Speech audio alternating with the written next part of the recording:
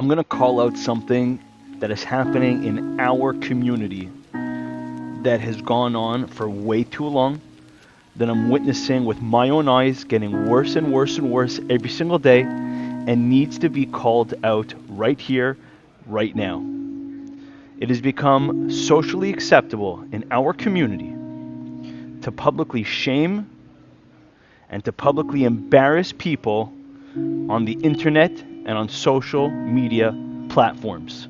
It's happening in high schools, it's happening in professional settings, and it's happening rampantly all over our community.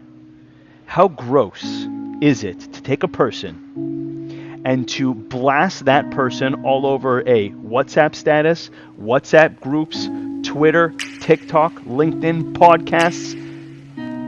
How gross. People's lives are being destroyed. People's families are being destroyed. People's children's reputations are being affected. It's so not a Jewish trait to be able to do that. Maybe people think that because they're not seeing the face of the person that they're attacking on the internet, that it's not so bad. Well, let me tell you, publicly attacking a person in Judaism is the equivalent of murdering another person. What's the proof? Is that when you embarrass a person, they turn white. Why? Because the blood leaves their face. It's as if you're killing them. Our sages tell us that you're better off jumping into a burning furnace than to embarrass another person. That's how bad, that's how big of a sin it is to embarrass a person. You know, it used to be that when you embarrass a person, it was in front of a few people. Today, with a flick of a wrist on a social media website, you can embarrass somebody in front of 100, 1,000, or tens of thousands of people. And the worst part is, it's become socially acceptable. Even leaving a comment, a nasty comment, degrading somebody's character in front of hundreds and hundreds and hundreds of people to see. Where does that come from?